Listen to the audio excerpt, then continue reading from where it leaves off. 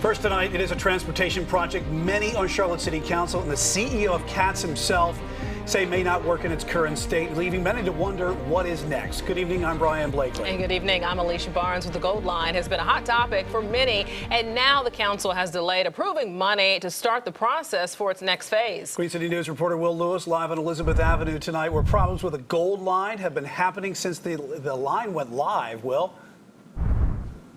Yeah, that's right, Brian and Alicia. And, you know, one of those problems is parking here on Elizabeth Avenue. Now, council was set to vote on $4.3 million that would have gone to the design portion of Phase 3 of the Gold Line.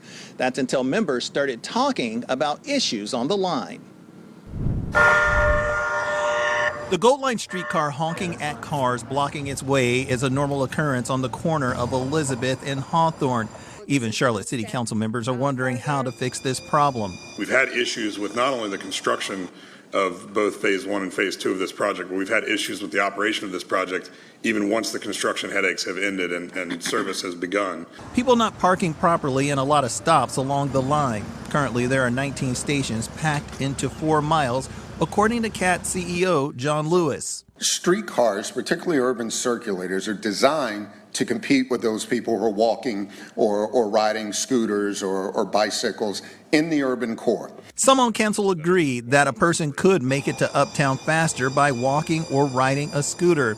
That's why there is a major pause in approving $4.3 million to look at the design phase of Phase 3. As proposed, the Gold Line is to be 37 stations along 10 miles, stretching from the Eastland Transportation Center to the Rosa Parks Transportation Center.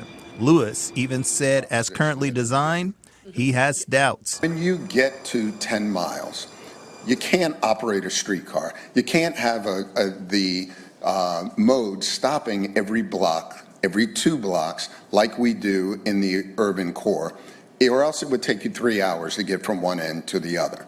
Council voted to delay spending the money on the design phase. Some riders hope the problems are figured out. Issues like having a dedicated lane for the streetcar or tougher parking enforcement, maybe even synchronized traffic signals. It's not just reliability, it's confidence. We need to be able to trust it and have confidence that this system can operate as it was meant to.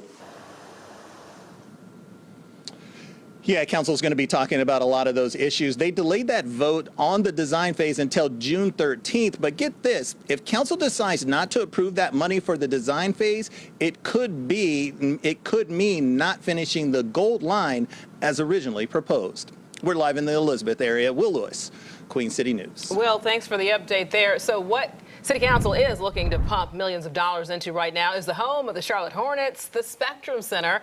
Hornets team leaders say they will agree to stay at the facility through 2045 if the deal on the table is accepted by the city. First renderings show a mini Hornets Park, which would include the practice center, retail outdoor park, and more. Charlotte officials would also help pay for and build an entirely new practice facility outside of the Spectrum Center.